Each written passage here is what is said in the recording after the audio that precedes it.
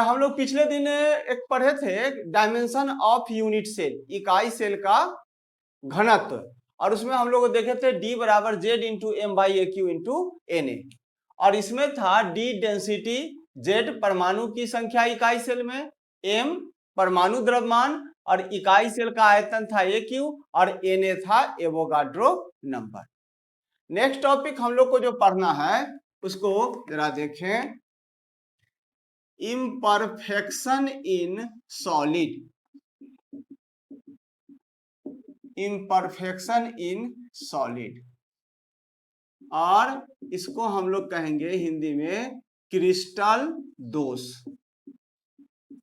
चलिए हेडिंग बनाइए तो, इम्परफेक्शन इन सॉलिड या क्रिस्टल दोष।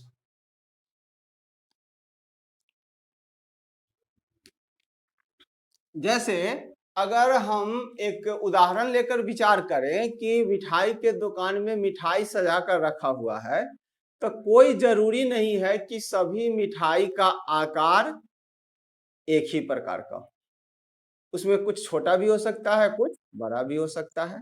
तो जो सामान्य से बड़ा या छोटा हो गया तो उसको हम लोग कहेंगे दोष, क्रिस्टल में, यानी कि उस सजावट में दोष आ गया। तो ठीक यहाँ पर भी हम लोग जो कोई ठोस बनाते हैं, ठोस बना हुआ मिलता है, उसमें कुछ ना कुछ डिफेक्ट पाया जाता है, तो उसको हम लोग क्या कहेंगे, क्रिस्टल दोष। तो हम लोग यहाँ पर लिखे defect in ideal arrangement, ideal arrangement of atom in crystal is called crystal defect. crystal defect, इसको हम लोग ऐसे कहेंगे कि किसी क्रिस्टल के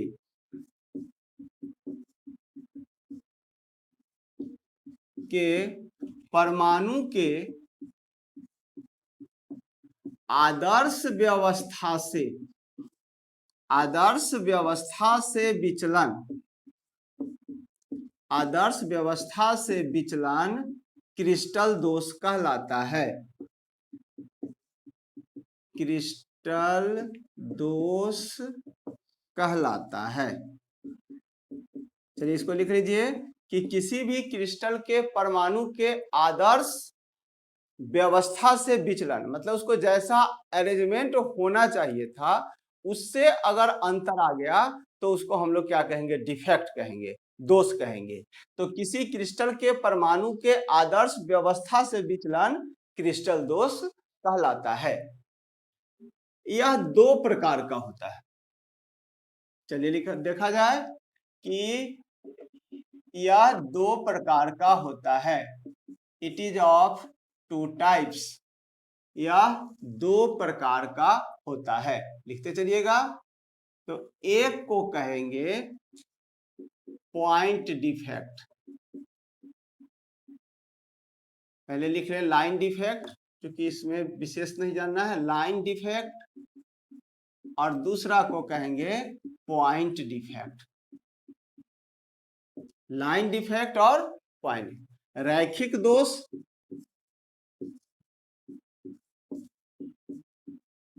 और दूसरा को कहेंगे बिंदु दोष।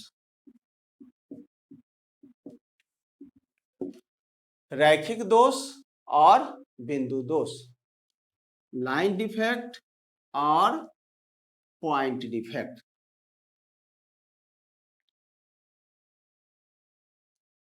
अब इसको लाइन डिफेक्ट किसको कहेंगे, एक उदाहरण से इसको जरा देखा जाए कि जैसे अगर एक परमाणु की सजावट में ये परमाणु हो तो ये एक लाइन में सजा हुआ, फिर दूसरा परमाणु ऐसे सजा हुआ, तो ये भी एक लाइन में सजा हुआ है। तो इसकी सजावट जो हो गया बिल्कुल एक स्ट्रेट वे में है, लेकिन अगर वही इसमें कुछ परमाणु इस तरह से सज जाए, ऐसे, तो इसमें देखने से आपको लग रहा होगा कि ये पॉइंट में से इसका लाइन क्या हो गया, चेंज हो गया। तो इस क्रिस्टल के इंटायर रो में अगर चेंज आ जाए, पूरे लाइन में व्यवस्था में अंतर आ जाए, तो उसको हम लोग क्या कहेंगे, लाइन डिफेक्ट। तो चलिए इसमें देखा जाए कि when entire row changes from its ideal arrangement,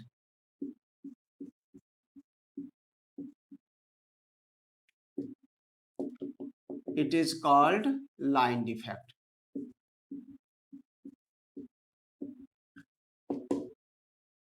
जब किसी क्रिस्टल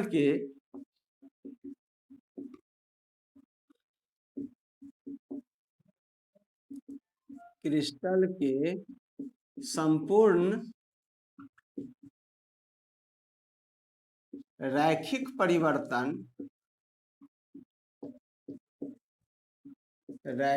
परिवर्तन होता है, तो उसे रैखिक दोष कहा जाता है। रैखिक दोष कहा जाता है। कि यहाँ पर देखा जाए कि अगर ये सभी आमने सामने एक तरह से जुटा हुआ रहता तो इसमें डिफेक्ट नहीं होता, लेकिन अगर पॉइंट जुट रहा है और इसमें से इसका लाइन ऊपर की ओर उठ गया, तो इस डिफेक्ट को हम लोग क्या कहेंगे, लाइन डिफेक्ट कहेंगे। तो पहला था हम लोग का क्रिस्टल दोष, दो प्रकार का हुआ, एक को कहेंगे लाइन डिफेक्ट और दूसरा को कहेंगे पॉइंट डिफेक्ट। तो लाइन डिफेक्ट आपके लिए सिलेबस के अनुसार महत्वपूर्ण नहीं है, आपको मेनली पढ़ना है पॉइंट डिफेक्ट। तो चला हम लोग अगला हेडिंग बना लें, line point defect, sorry point defect, बिंदु दोष।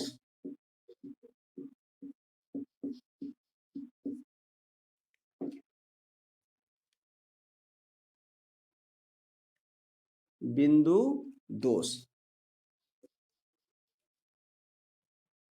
अब इस बिंदु दोष में पहले इसको मतलब हम लोग समझ लें तो लिखना आसान हो जाएगा, क्योंकि इसमें दो डिफेक्ट आपको अक्सर परीक्षा में पूछा जाता है, स्कॉटकी डिफेक्ट और फ्रैंकल डिफेक्ट। इसमें नोट्स अक्सर रहना ही रहना है इसमें से, तो इसको जरा आराम से समझ जाइए तो उसको लिखना बिल्कुल आसान है। कि जैसे अगर हम बात करें, पहले एक एग्जाम्पल लेते हैं, इसको उतारिएगा नहीं, इसको पहले इसको हम मिटाएंगे, इसको पहले समझ लीजिए कि अगर कोई क्रिस्टल है तो क्रिस्टल ऐसे ऐसे बहुत सारे परमाणु मिलकर बना हुआ है। अब इस क्रिस्टल के इस सभी परमाणु को हम लोग एक बिंदु कहेंगे, डॉट कहेंगे, ठीक है। तो ये डॉट के रूप में एटम आपस में सजा हुआ है, ठीक है। ये एक क्रिस्टल का परमाणु आइडियल रूप से, आदर्श रूप से ऐसे जुटा हुआ रहता है। लेकिन अगर इसमें अगर कोई दोष उत्पन्न हो जाएगा तो हम लोग उसको कहेंगे पॉइंट डिफेक्ट, ठीक है। तो लाइन डिफेक्ट है और दूसरा पॉइंट डिफेक्ट। तो किसी क्रिस्टल के परमाणु के आदर्श व्यवस्था में अगर अंतर आ जाएगा, इससे अंतर आ जाएगा, तो उसको हम लोग क्या कहेंगे, बिंदु दोष कहेंगे। अब बिंदु दोष कैसे उत्पन्न हुआ कि इसमें से कोई एटम निकल गया, मान लिया किस कारण से निकलेगा हम बताएंगे। तो यहां से अगर कोई एटम निकल के बाहर चला गया तो इस क्रिस्टल में दोष उत्पन्न हो गया, अथवा यहां पर कोई दूसरा परमाणु इसमें आ गया तो इसमें भी दोष उत्पन्न हो गया। तो कोई परमाणु निकलकर अलग चला जाए या कोई परमाणु बाहर से आ जाए तो उसको हम लोग क्या कहेंगे, बिंदु दोष। माने यहाँ पॉइंट में, यानी पॉइंट मतलब क्या चीज, परमाणु। तो परमाणु के आइडियल अरेंजमेंट में अंतर आ जाए तो उसको हम लोग क्या कहेंगे, पॉइंट डिफेक्ट। तो यहाँ पॉइंट का मतलब, बिंदु का मतलब एक परमाणु होगा। तो चलिए इसको पहले लिखा जाए, व्हाट इज पॉइंट डिफेक्ट।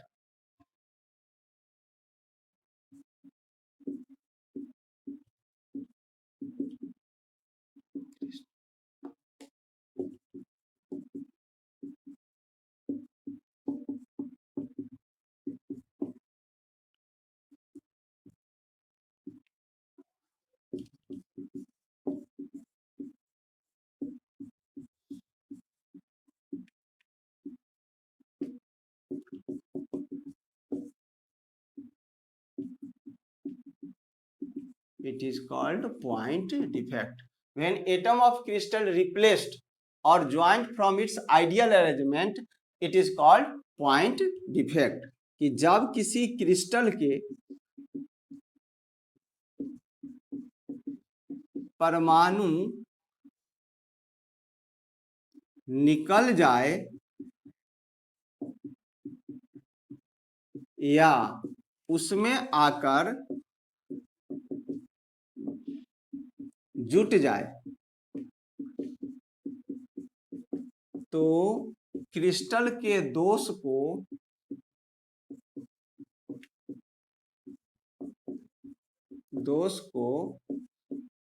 बिंदु दोष कहा जाता है। बिंदु दोष कहा जाता है। जब किसी क्रिस्टल से परमाणु निकल जाए या उसमें आकर जुट जाए, निकल भी सकता है या जुट भी सकता है, तो दोनों स्थिति में डिफेक्ट आ गया, तो उस डिफेक्ट को हम लोग क्या कहेंगे? बिंदु दोष कहा जाता है। अब यह बिंदु दोष 3 प्रकार का होता है। Point defect is classified into 3 parts. Point, paragraph change करके लिखना,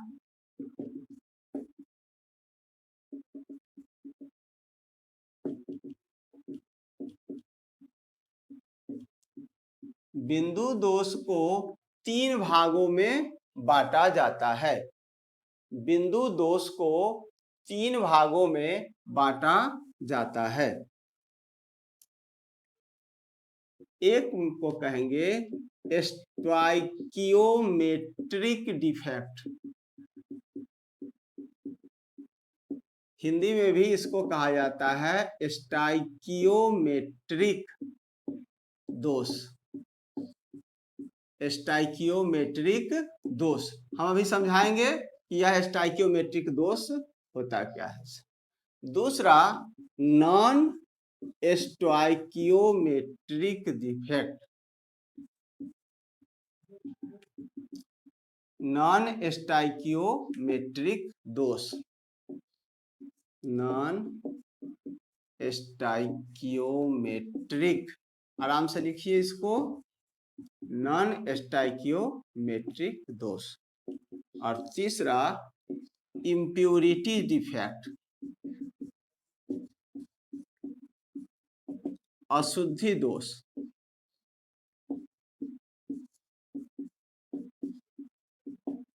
अशुद्धि दोष, तो पहला हम लोग देखें स्टोइकियोमेट्रिक दोष, दूसरा नॉन स्टोइकियोमेट्रिक दोष, तीसरा इम्प्यूरिटी दोष।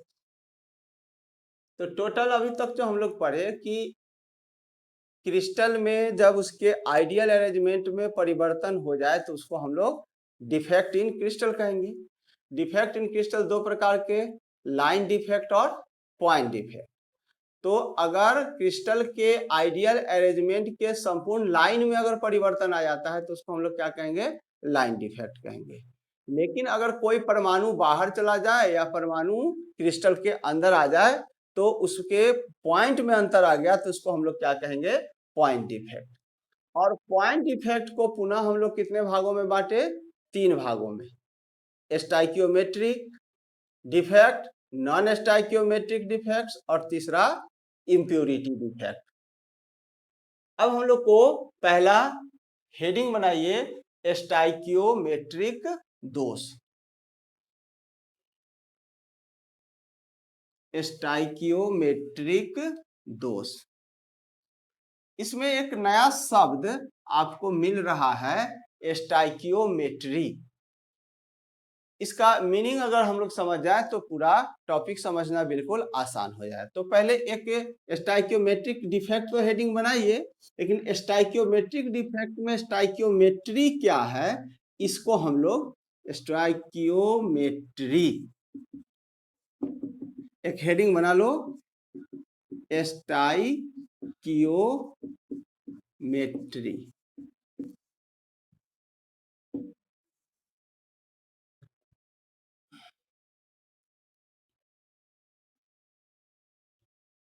पहले हम लोग जान लेंगे कि स्टोइकियोमेट्री क्या है, तब समझ में आ जाएगा कि स्टोइकियोमेट्रिक दोष किसको कहेंगे।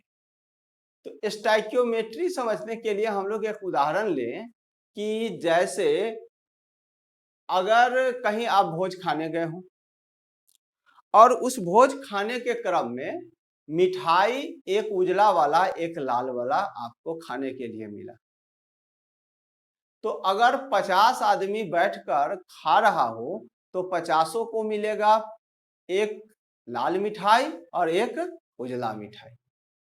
अगर हम आपसे पूछें कि आपको मिठाई का रेशियो क्या मिला, तो आपका उत्तर होगा 1:1, 1:1, मतलब कि एक उजला वाला था और एक लाल वाला। दूसरा आदमी से भी पूछेंगे तो वही उत्तर देगा कि एक उजला एक लाल, अर्थात 1:1। तो उस पूरे भोज में मिठाई का अनुपात क्या हुआ? 1:1।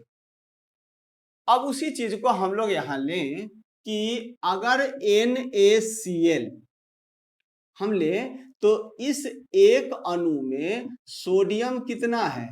1, और Cl कितना है? 1 एटम। तो NaCl में सोडियम का 1 एटम और क्लोरीन का 1 एटम। तो इसमें NaCl में Na और Cl का अनुपात क्या हो गया? 1:1 हो गया। और यही हो गया स्टाइकियोमेट्री ऑफ NaCl। अब अगर दूसरा प्रश्न हम आपसे करें कि CaCl2 का स्टाइकियोमेट्री बताओ, तो आप उत्तर जरूर दे दीजिएगा कि Ca का कितना एटम? 1, और Cl का कितना? 2, तो 1:2, 1:2। तो CaCl2 में 1 Ca है और 2 Cl है। अगर हम कहें AlCl3, आपका उत्तर तुरंत हो जाएगा 1:3। तो इस अणुसूत्र के अनुरूप जो परमाणु की संख्या होगी उसको हम लोग क्या कहेंगे? स्टाइकियोमेट्री। अब हम आपसे कुछ प्रश्न करेंगे स्टाइकियोमेट्री से संबंधित, वो जरा ध्यान से सुनिए, उत्तर दीजिए। अगर सोडियम का संख्या 100 है और क्लोरीन की भी संख्या 100 है, तो इसका स्टाइकियोमेट्री कितना हो गया? 1:1। काहे कि 100 Na और क्लोरीन, तो इसका अनुपात कितना हुआ? 1:1। तो सोडियम क्लोराइड में सोडियम और क्लोरीन का स्टाइकियोमेट्री कितना का है? 1:1 का है। सोडियम क्लोराइड में सोडियम और क्लोराइड के रेशियो है 1:1। अब हम लोग यहां से डिफेक्ट पर चले कि अगर सोडियम हो जाए 110 और क्लोरीन हो जाए 100, अब बताइए तो यह इसका रेशियो 1:1 में है? नहीं है। सोडियम अगर मेरे पास हो जाए 110 और क्लोरीन कितना हो जाए 100, तो सोडियम यहां पर 110 और क्लोरीन कितना है 100, तो इसका रेशियो 1:1 नहीं हुआ, तो यह डिफेक्ट हो गया।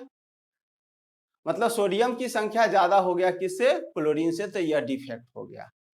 तो हम यहां पर अब स्टाइकियोमेट्री किसको कहेंगे कि जब किसी क्रिस्टल के अणु, ये क्या है? अणु में परमाणु का अनुपात उसके अणु के रूप में हो। परमाणु का अनुपात किसके रूप में हो? अणु के रूप में हो, तो उसको हम लोग क्या कहेंगे? स्टाइकियोमेट्री। अब जैसे MgCl2 में हमको 100 वो MgCl2 है, तो यहां मैग्नीशियम हमको कितना मिलेगा? 100, और क्लोरीन कितना मिलेगा? 200। तो ये हो गया आपका स्टाइकियोमेट्री। तो अब इसका डिफिनीशन हम लोग लिख सकते हैं कि जब किसी क्रिस्टल में परमाणु उसके अणु के रूप में हो, अणु के अनुपात के रूप में हो, जब किसी क्रिस्टल के परमाणु उसके अणु के अनुपात के रूप में हो, तो उसे हम लोग क्या कहेंगे? स्टाइकियोमेट्री। तो चलिए यहां पर स्टाइकियोमेट्री का डिफिनीशन लिखिए when atom of molecule remains as its molecular formula, it is called stoichiometry.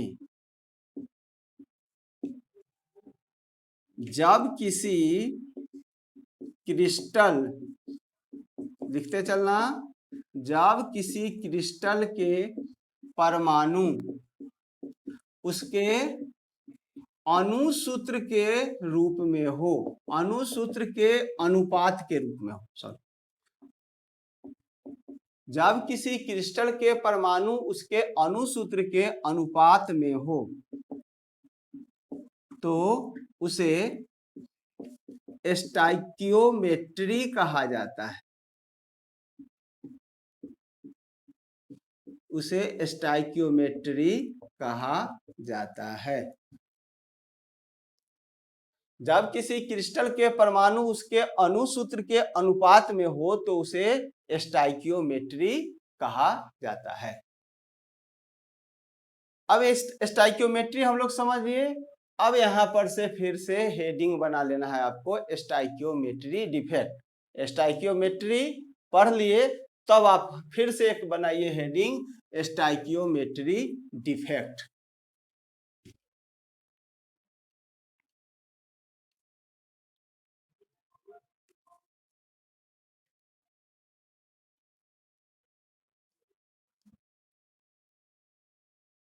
चलिए स्टोइकियोमेट्रिक डिफेक्ट हेडिंग बना के अब यहां से लिखिए।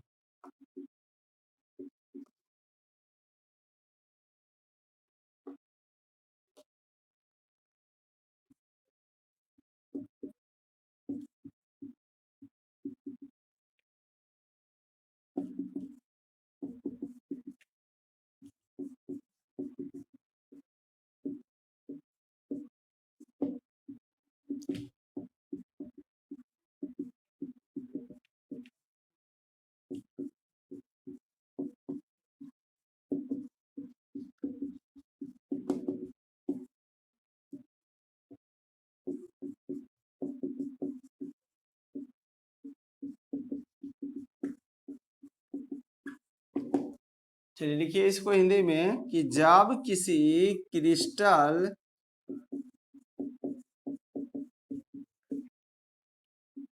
के स्टोइकियोमेट्री में, किसी क्रिस्टल के स्टोइकियोमेट्री में परिवर्तन नहीं होता है,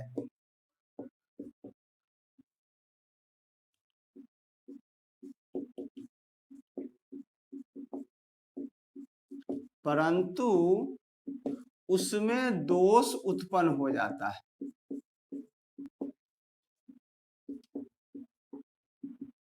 उसमें दोष उत्पन्न हो जाता है, तो उस दोष को,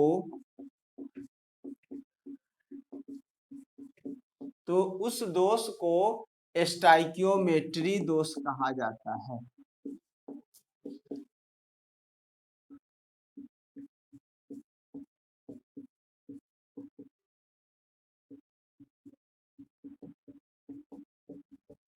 उस दोष को स्टोइकियोमेट्री दोष कहा जाता है।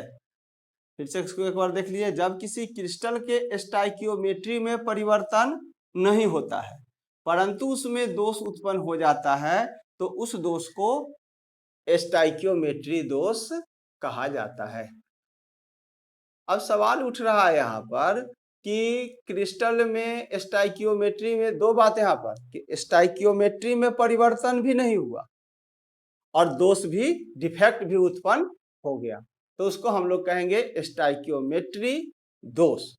फिर से सुनो इसको तब समझ में आएगा। स्टोइकियोमेट्री में परिवर्तन नहीं हुआ और दोष भी उत्पन्न हो गया, तो उस दोष को स्टोइकियोमेट्री दोष कहेंगे। अब इसको एक एग्जाम्पल से समझेंगे तब आपको समझना बिल्कुल आसान हो जाएगा। पहले इसको एक एग्जाम्पल सुनिए तब आपको ये समझ में आएगा। स्टाइकियोमेट्री दोष। उसको एग्जाम्पल से पहले हम लोग समझ लें कि इसमें हम लोग पढ़े कि स्टाइकियोमेट्री में परिवर्तन नहीं होगा और दोष भी उत्पन्न हो जाएगा, तो उसको हम लोग क्या कहेंगे, स्टाइकियोमेट्री दोष। अब इसको एक एग्जाम्पल से, जैसे फिर हम लोग चले वही बात कि भोज खाने पहुंच गए। अब उस भोज में आप जितना आदमी बैठे हुए थे सभी को मिला एक उजला मिठाई और एक लाल मिठाई। सबको बराबर मिला, कोई टेंशन नहीं।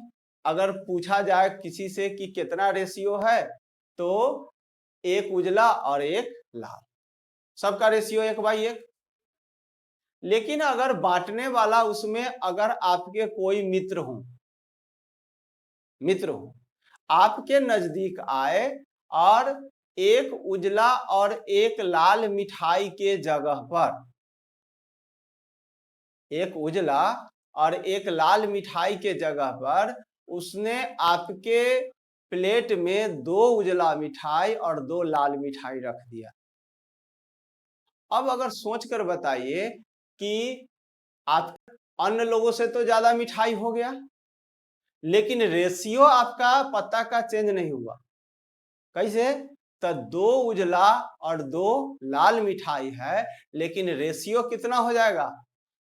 तो 1/1 था तब भी रेशियो 1:1, और 2/2 तब भी अगर कट गया तो रेशियो क्या हुआ? 1:1 ही है। तो रेशियो में परिवर्तन नहीं हुआ, लेकिन डिफेक्ट तो आ गया कि पूरे पंडाल में जितना आदमी भोज खा रहा है उसमें आपके पत्ता पर मिठाई की संख्या ज्यादा है। भले ही रेशियो सेम है, लेकिन आपके पत्ता पर डिफेक्ट आ गया। तो वही बात यहां पर होता है, किसमें? तो स्टाइकियोमेट्री दोष में, कि जब किसी क्रिस्टल का स्टाइकियोमेट्री में परिवर्तन नहीं हो परंतु उसमें दोष उत्पन्न हो जाए तो उसे स्टाइकियोमेट्री दोष कहा जाता है। यह, चलिए अब हम लोग इसको क्लासिफिकेशन करें।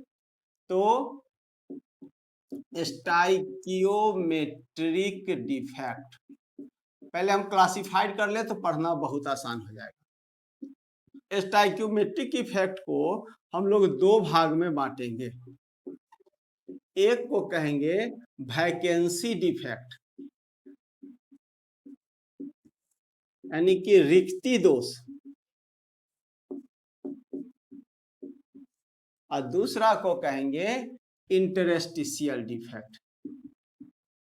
इंटरस्टिशियल डिफेक्ट मतलब हिंदी में इसको कहा जाता है अंतराली दोष। और एक हो गया वैकेंसी डिफेक्ट। तो स्टाइकियोमेट्रिक डिफेक्ट को हम लोग 2 भागों में बांटे। एक को कहेंगे वैकेंसी डिफेक्ट और दूसरा को कहेंगे इंटरस्टिशियल डिफेक्ट। लेकिन यह स्टाइकियोमेट्रिक डिफेक्ट जो है वह 2 तरह के कंपाउंड में पाया गया। एक को कहेंगे कोवैलेंट में, कोवैलेंट कंपाउंड, और दूसरा को कहेंगे आयनिक कंपाउंड। आयनिक कंपाउंड मतलब आयनिक यौगिक। तो स्टाइकियोमेट्रिक डिफेक्ट कोवैलेंट कंपाउंड में भी पाया जाएगा और आयनिक यौगिक में भी पाया जाएगा। तो यह वैकेंसी डिफेक्ट और इंटरस्टिशियल डिफेक्ट ये जो होगा किसमें होगा? तो कोवैलेंट कंपाउंड में, कोवैलेंट कंपाउंड में। क्लासिफिकेशन आराम से समझो कि कोवैलेंट कंपाउंड में 2 प्रकार का डिफेक्ट हुआ। कोवैलेंट कंपाउंड में वैकेंसी डिफेक्ट और इंटरस्टिशियल डिफेक्ट। और आयनिक कंपाउंड में, आयनिक यौगिक में भी जो दोष होगा उसको हम लोग को कहेंगे स्कॉटकी डिफेक्ट। स्कॉटकी डिफेक्ट और दूसरा को कहेंगे फ्रैंकल डिफेक्ट। परीक्षा में पूछा हुआ भी था कि स्कॉटकी डिफेक्ट और फ्रैंकल डिफेक्ट। स्कॉटकी दोष और फ्रैंकल दोष। चलिए इसको एक बार फिर से समझा जाए कि स्टाइकियोमेट्रिक डिफेक्ट जो है कि कोवैलेंट कंपाउंड में भी पाया जाएगा और आयनिक यौगिक में भी। कोवैलेंट कंपाउंड में यह डिफेक्ट जो कहलाएगा वैकेंसी डिफेक्ट और इंटरस्टिशियल डिफेक्ट, परंतु आयनिक यौगिक में यह डिफेक्ट कहलाएगा स्कॉटकी दोष और फ्रैंकल दोष कहलाएगा। इस बात को पहले समझ लीजिए, तो आगे एक एक करके हम लोग पढ़ेंगे कि तो डिफेक्ट टोटल स्टाइकियोमेट्रिक डिफेक्ट में कई प्रकार का, 4 प्रकार का, vacancy defect, interstitial defect, Schottky दोष और फ्रैंकल दोष। अब हम प्रश्न अगर आपसे करें कि सहसंयोजक यौगिक में कोवैलेंट कंपाउंड में कौन कौन सा स्टाइकियोमेट्रिक दोष पाया गया, तो रिक्ति दोष और अंतराली दोष। अब हम आपसे प्रश्न करें कि आयनिक यौगिक में कौन सा स्टाइकियोमेट्रिक दोष होगा, तो स्कॉटकी दोष और फ्रैंकल दोष। तो बारी बारी से चारों को हम लोग पढ़ लें। तो सबसे पहले देखिए रिक्ति दोष, हेडिंग बना लो एक, रिक्ति दोष। वैकेंसी डिफेक्ट, रिक्ति दोष,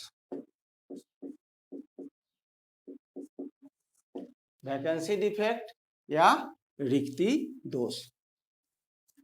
चलिए अब यह वैकेंसी डिफेक्ट किस में पाया जाएगा, तो it is found in covalent compound. यह सहसंयोजक यौगिक में पाया जाता है।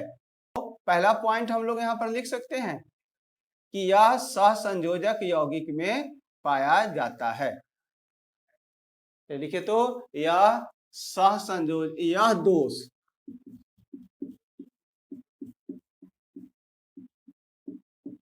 सहसंयोजक यौगिक में पाया जाता है।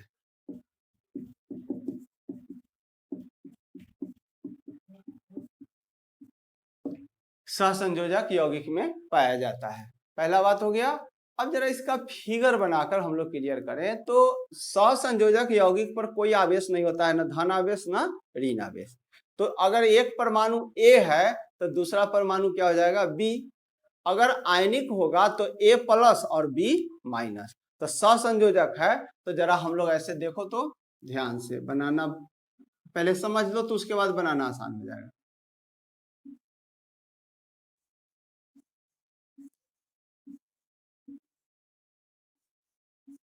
दो पॉइंट इसमें महत्वपूर्ण है, इसको समझ लीजिए तो लिखा जाएगा।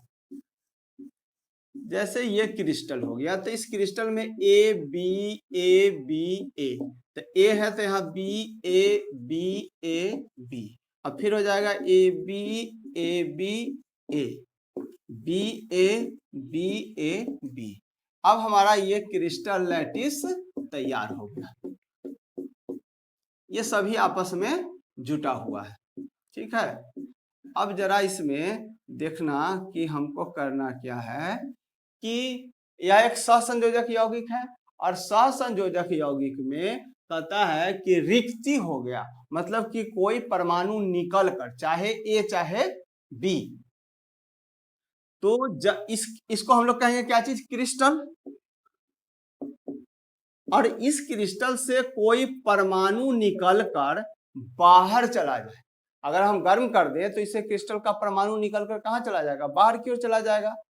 तो और दूसरा है स्टाइकियोमेट्री, इसका परिवर्तन नहीं होगा। ये बात ध्यान देखो, पिक्चर में क्या देखा जाता है वो नहीं बनाइएगा। तो यहां पर से हमने क्या हटाया था, ए, तो जब एक ए हटेगा तो एक बी भी हटेगा, तब ना इसका स्टाइकियोमेट्री परिवर्तन नहीं होगा।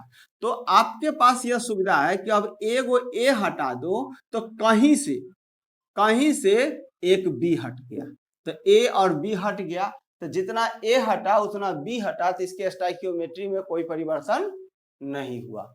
तो हम लोग यहाँ पर क्या लिख सकते हैं, 2 लाइन हम लोग को लिखना है कि जब किसी क्रिस्टल से परमाणु निकलकर बाहर चला जाता है तो उस दोष को रिक्ति दोष कहा जाता है।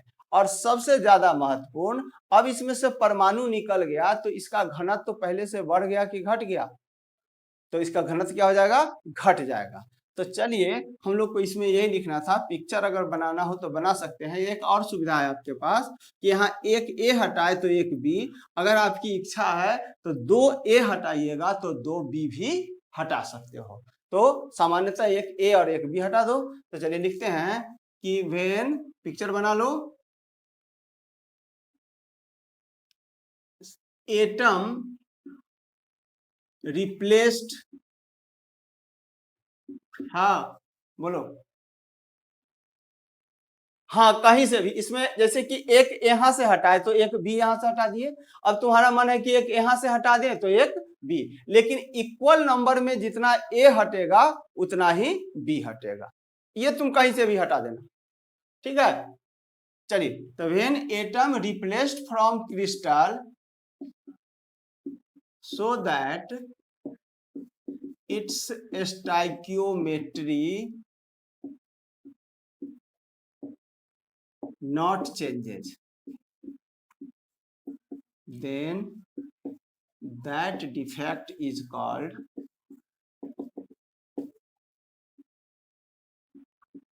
stoichiometry defect। चलिए इसको लिखा जाए हिंदी में,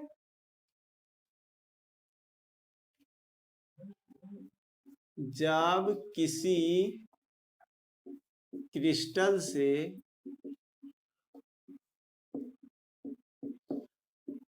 इस प्रकार से परमाणु निकल जाता है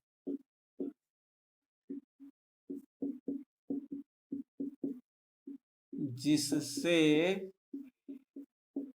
इसके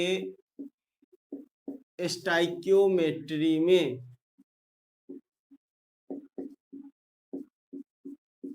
में कोई परिवर्तन नहीं होता है,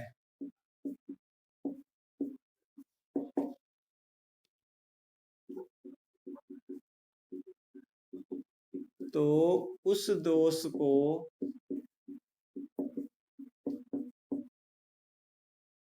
वैकेंसी डिफेक्ट, वैकेंसी डिफेक्ट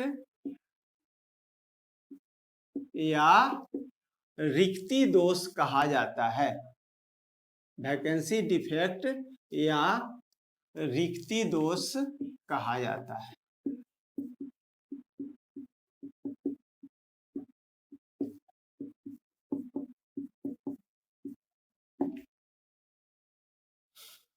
उस दोष को वैकेंसी डिफेक्ट या रिक्ति दोष कहा जाता है।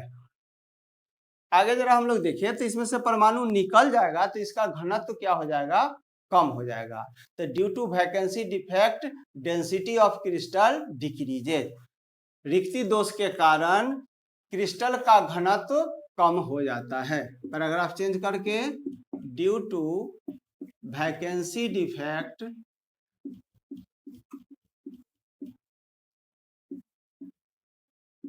डेंसिटी ऑफ क्रिस्टल डिक्रीजेज, रिक्ति दोष के कारण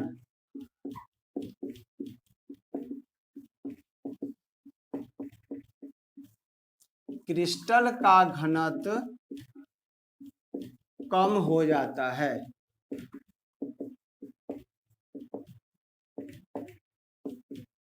कम हो जाता है।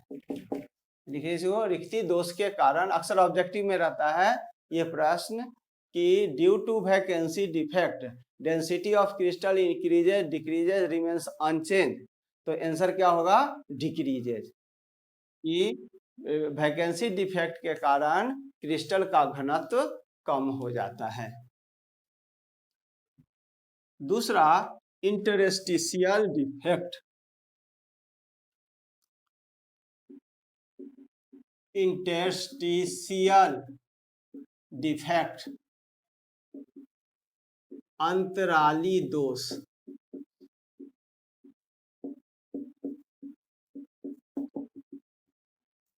अगला हेडिंग इंटरस्टिशियल डिफेक्ट, अंतराली दोष।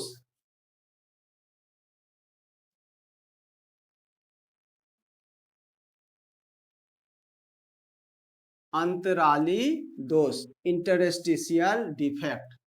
अब अगर हम लोग पहले इंटरस्टिशियल जान लें, इंटरस्टिशियल पोजीशन क्या कहेंगे, तो आपको बिल्कुल इसका आंसर आपको पता है कि जैसे ये क्रिस्टल बना हुआ है और इस क्रिस्टल के बीच का जो ये खाली जगह है, रिक्त स्थान है, इसी को हम लोग क्या कहेंगे, अंतराली। जैसे ये हम बनाए ऐसे, तो इस सभी जगह पर परमाणु अगर हो तो इसके बीच के जगह को हम लोग क्या कहेंगे, इंटरस्टिशियल कहेंगे, अंतराली कहेंगे। तो किसी भी क्रिस्टल के बीच के खाली स्थान को हम लोग क्या कहेंगे, अंतराली कहेंगे, इंटरस्टिशियल पोजीशन। दिमाग में आ गया पहला कि इंटरस्टिशियल किसको कहेंगे, तो परमाणु के बीच का जो खाली स्थान होगा उसको हम लोग क्या कहेंगे, इंटरस्टिशियल या अंतराली कहेंगे। तो चलिए अंतराली दोष कहेंगे किसको, उसको देखा जाए।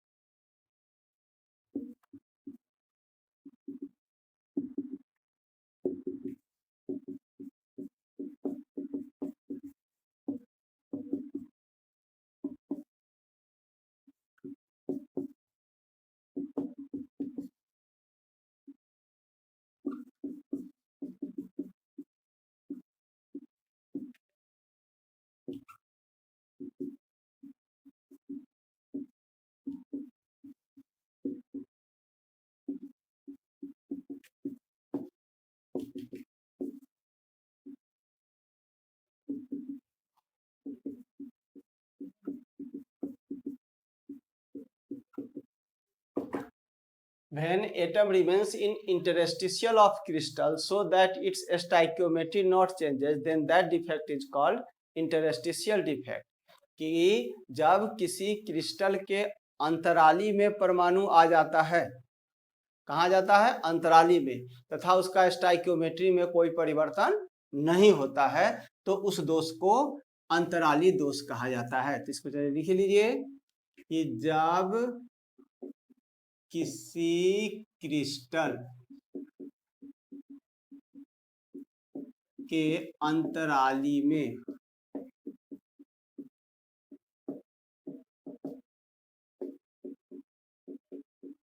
परमाणु आ जाता है परंतु उसका स्टाइक्योमेट्री में परिवर्तन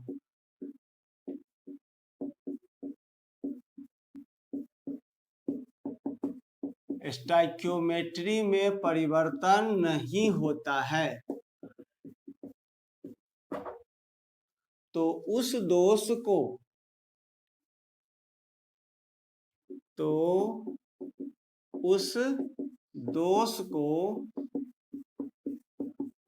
स्टाइक्योमेट्री दोष कहा जाता है।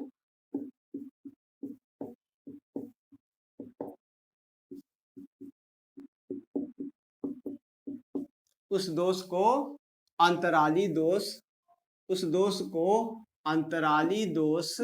कहा जाता है। उस दोष को अंतराली दोष कहा जाता है। अब इसका पिक्चर बना सकते हो, जरा ध्यान से देखना। पहले एक बना लेते हैं हम लोग क्रिस्टल।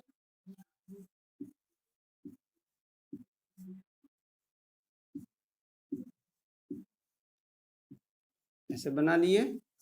अब इसमें जरा देखो, बिल्कुल सब में इसी तरह का पिक्चर बनेगा। तो यहाँ ए है तो बी ए बी ए, अब B A B A B, फिर यहाँ पर क्या हो जाएगा, ए बी ए बी ए।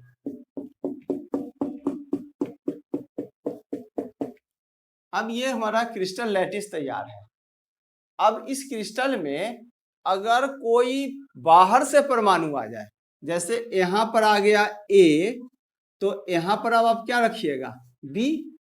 काहे रखे ए? अब आपके मन में एक प्रश्न उठ रहा होगा कि दोनों ए क्यों नहीं आया। तो अगर दो ए आ जाएगा तो उसका स्टाइकियोमेट्री में क्या हो जाएगा, परिवर्तन हो जाएगा। तो स्टाइकियोमेट्री में भी परिवर्तन नहीं होना चाहिए। तो एक ए आया तो एक बी। अब बाहर से कोई आ गया तो इसका घनत्व तो क्या हो जाएगा, पहले से बढ़ जाएगा। इसका घनत्व तो पहले से बढ़ जाएगा। तो हम लोग एक लाइन अगर इसमें जोड़ दें कि due to interstitial defect density of crystal increases, अंतराली दोष के कारण क्रिस्टल का घनत्व बढ़ जाता है। ये मूल point, due to interstitial defect density of crystal increases.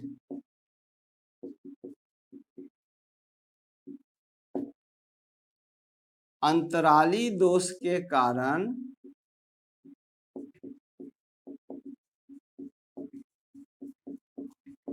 Crystal का घनत्व क्या हो जाएगा, बढ़ जाता है। क्रिस्टल का घनत्व बढ़ जाता है। तो फिर से इसको एक बार जरा हम लोग रिवाइज करें कि देखें तो इम्परफेक्शन इन सॉलिड, ठोस में दोष, ठोस के क्रिस्टल में दोष, या ठोस में दोष कहेंगे या क्रिस्टल में दोष कहेंगे। तो क्रिस्टल का एक आइडियल अरेंजमेंट होता है, सभी परमाणु आपस में जुटे हुए होते हैं, लेकिन जब उसका रवाकरण जिस समय किया जाता है तो उसमें कभी कभी उसमें क्या होता है, कोई डिफेक्ट आ जाता है, दोष आ जाता है। तो उस डिफेक्ट के बारे में ही हम लोग पढ़ेंगे। तो डिफेक्ट के आइडियल आदर्श व्यवस्था से जब परिवर्तन हो गया तो उसको हम लोग क्या कहेंगे, क्रिस्टल दोष कहेंगे। तो क्रिस्टल दोष कितने प्रकार का, आराम से समझ के बोलिए। एक लाइन डिफेक्ट और दूसरा पॉइंट डिफेक्ट। लाइन डिफेक्ट और पॉइंट डिफेक्ट, ठीक ठीक है। लाइन डिफेक्ट के में होता है कि एक लाइन में परिवर्तन अगर हो गया, पूरे के पूरे लाइन में अरेंजमेंट में परिवर्तन हो गया तो उसको कहेंगे लाइन डिफेक्ट। इसमें कुछ विशेष बात हम लोगों को पढ़ना नहीं है। मेन है आपका पॉइंट डिफेक्ट। तो पॉइंट डिफेक्ट क्या कहेंगे, तो एक एटम एक पॉइंट के रूप में रहता है, इसलिए इसको हम लोग क्या कहेंगे, पॉइंट। एटम को हम लोग क्या कर रहे हैं, पॉइंट कह रहे हैं।